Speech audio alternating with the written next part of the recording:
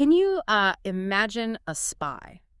Not just, hiding in the shadows, but actually becoming a top advisor, whispering secrets right into the enemy's defense minister's ear. It sounds like something straight out of a thriller novel, doesn't it? It really does, but that's exactly what happened with Eli Cohen. So today, let's really get into this incredible true story. Right, and what's just fascinating is how this one man, Eli Cohen, managed to climb so high within the Syrian government. We're talking the highest levels just before the Six-Day War, a really volatile time. Exactly. So for this deep dive, we're looking at a YouTube transcript from Abundant by Wisdom. It's called Israel's Secret Agent Become a Defense Chief of Syria, that kind of thing. Yeah. And also an article, Eli Cohen, the Impossible Israeli Spy. Who penetrated Syria's highest ranks. Yeah, a very detailed piece. Our goal here is to try and understand how he did it, and importantly, what impact his actions actually had. Because this isn't just spycraft for its own sake. It genuinely shaped events in the Middle East. It reads like fiction, but the consequences were very, very real. Absolutely. The intel he gathered wasn't just interesting. It directly influenced a major war. Okay, so let's start at the beginning.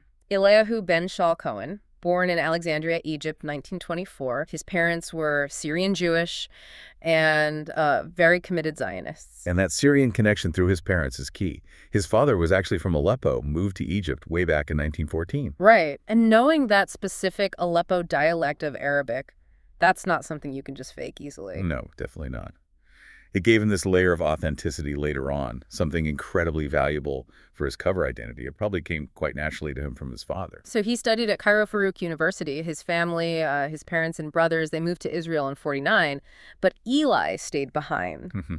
He stayed to finish his degree, yes, but also significantly to coordinate Jewish and Zionist activities there, underground stuff. Which already shows a certain commitment, doesn't it? And a willingness to operate in a risky environment. Definitely. And he faced consequences. He was arrested, interrogated back in 1951 during an anti-Zionist crackdown in Egypt. So the risks were real, even then. Yeah. And his name pops up in connection with Israeli covert operations in Egypt during the 50s. Operation Goshen is mentioned smuggling Egyptian Jews out. Right. And then there's the Levant affair. That was quite a famous or infamous operation. Basically, Egyptian Jews recruited by Israeli intelligence to bomb Western targets in Egypt. The aim was to sour relations between Egypt and the West. Cohen was apparently involved, assisted the unit, but the sources say there was never concrete proof linking him directly to the actual bombings. Correct. But that whole situation, plus rising anti-Semitism being pushed by the state, it meant he had to leave Egypt. That was in December 1956. So 1957, he gets to Israel with help from the Jewish agency. You'd think, okay, maybe a quieter life now, but no. Not quite. He joins the IDF, Israeli Defense Forces, gets a job in military intelligence, counterintelligence analyst. I found it boring. Can you believe it? Huh. It does suggest a certain personality type. Someone drawn to risk, to high stakes, which makes his initial rejection by Mossad quite interesting. Yeah, they apparently thought he seemed a bit too full of himself, exaggerated self-importance. Which, might seem counterintuitive for a spy, but perhaps they saw it as a potential liability at first. Confidence is one thing, but maybe they felt he crossed the line. So he ends up working as a filing clerk. 2 years in an insurance office in Tel Aviv, starting in 1959, gets married to Nadia Mahald, an Iraqi Jewish immigrant, starts a family. Seems like a normal life. For a bit. But then, 1960, Mossad comes back.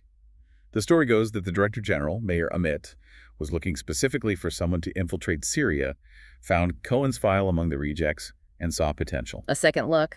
Maybe the circumstances, the need for this specific mission in Syria changed their perspective on his perceived confidence. Could be. They put him under surveillance for 2 weeks, decided he was suitable after all. That suggests a more careful evaluation this time around. And then, intensive training. 6 months at the Mossad school. He apparently excelled, judged to have all the qualities needed for a field agent, a katsa. That training would have been crucial. Espionage tradecraft, covert communication, survival skills. Yeah.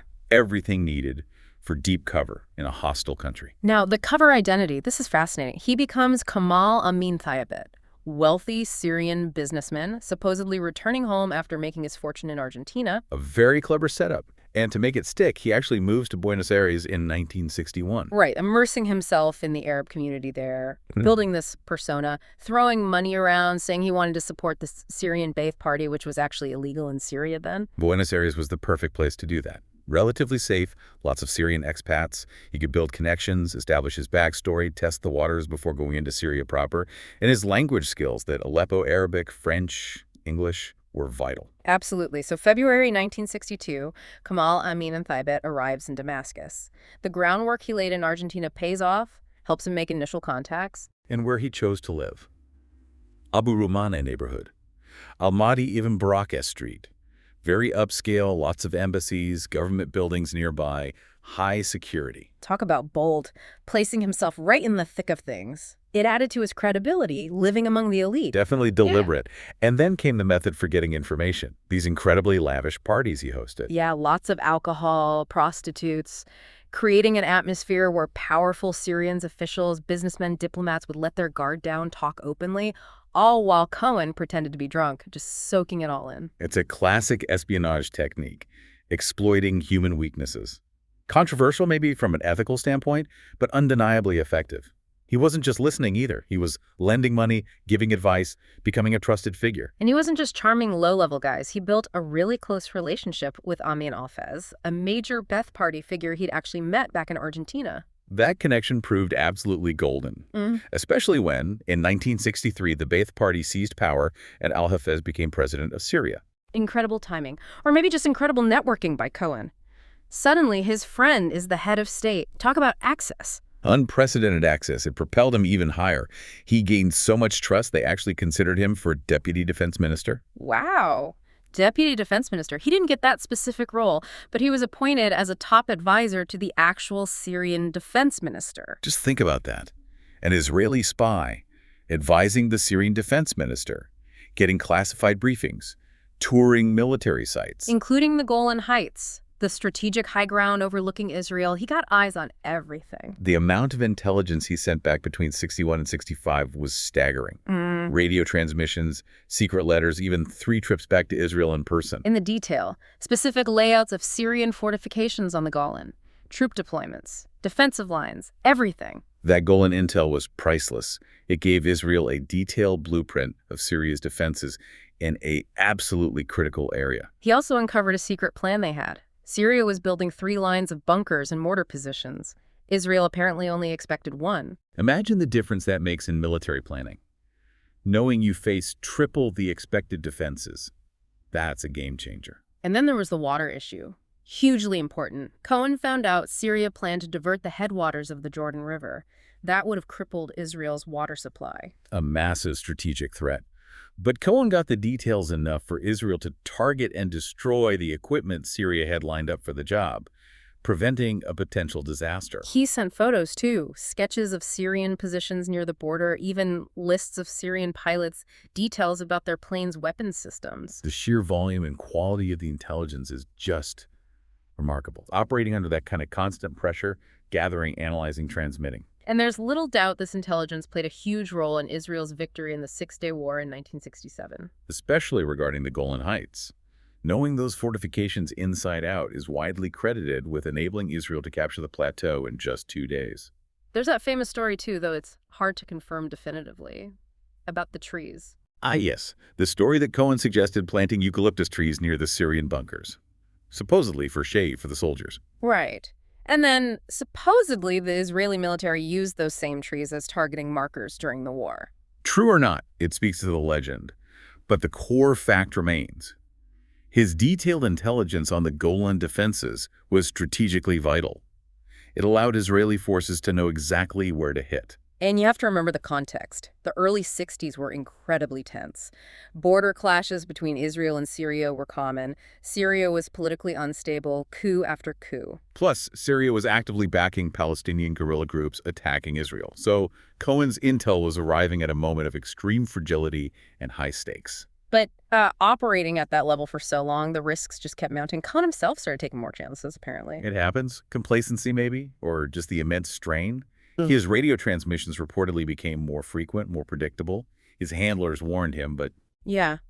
He seems to have known the danger was increasing. On his last trip back to Israel, November 64, he was there for the birth of his 3rd child. He told Mossad he was scared, he wanted out. A completely understandable feeling after years under deep cover. But intelligence agencies face these awful dilemmas, don't they? The value of the source versus the risk to the agent. They asked him to go back, just one more time. They even assured his wife Nadia it would be his last trip. A promise that, tragically, couldn't be kept, because Syrian counterintelligence was closing in. They had help from the Soviets' experts, better technology. Right. Soviet tracking equipment.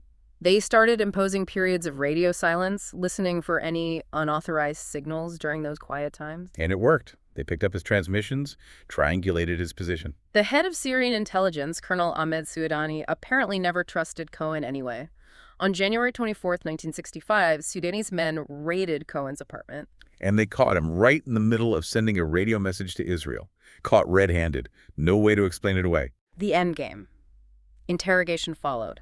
Torture. Then a military trial.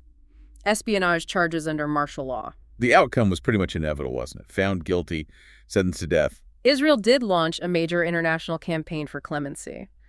Golda Meir, who was foreign minister then, led the effort. Yeah, appeals came from all over. Diplomats, prime ministers, even Pope Paul VI got involved.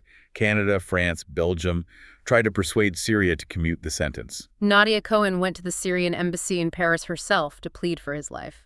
But Syria wouldn't budge. It shows how high the stakes were perceived on both sides. For Syria, he represented a massive security breach. Clemency was probably never really on the table. On May 15, 1965, he wrote a final letter to Nadia, telling her to look after the children, focus on the future. Just heartbreaking. 3 days later, May 18th, he was publicly hanged in Marja Square in Damascus. They did grant his last wish, apparently, to see a rabbi. The chief rabbi of Syria accompanied him to the gallows. A small human gesture in a brutal affair. But Syria refused, and still refuses, to return his body to his family in Israel. Nadia wrote to President al-Hafez later that year asking for his remains. No response. There are stories his body was buried, dug up, moved multiple times specifically to stop Israel getting it back. It's a constant source of pain to the family. His brothers, and now Nadia, have never stopped trying to bring him home for burial. There was that disturbing video released by a Syrian group in 2016 showing his body after the execution. Grim stuff. But there was one small success story. In 2018, Mossad managed to recover his wristwatch from Syria, a very personal item. Yeah, it's now on display at Mossad headquarters, a tangible link to him. Within Israel, of course, he's a massive national hero. Israel's greatest spy is a common description. Streets, neighborhoods named after him. When his son had his bar mitzvah, the prime minister, defense minister, chief of staff, Begin, Weitzman, Gur, they all attended. A huge symbolic act. There's a memorial stone for him in the Garden of the Missing Soldiers in Jerusalem, and a settlement on the Golan Heights, Eliad, named for him. His legacy is woven into the fabric of the country. And his story keeps getting told. There was that TV movie in the 80s, The Impossible Spy. John Shea played him in that one.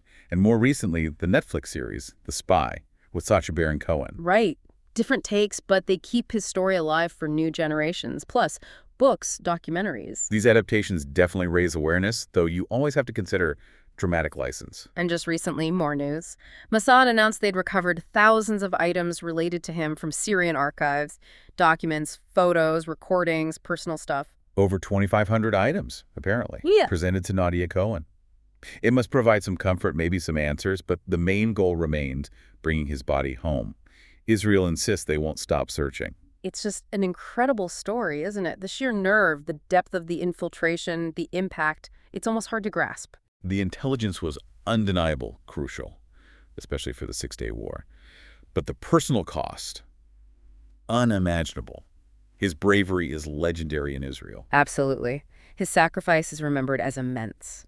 And it leaves you thinking, doesn't it, about espionage itself, the ethical tightrope walk, balancing national security against the profound betrayal involved in deep cover operations like his. That's a really powerful thought to leave our listeners with. What does Eli Cohen's story really tell us about the lengths nations will go to for security and the price individuals ultimately pay? Something to definitely reflect on. It's a story that raises as many questions as it answers, I think. Indeed. We really encourage you to explore the history further, the context, the ongoing debates around intelligence gathering.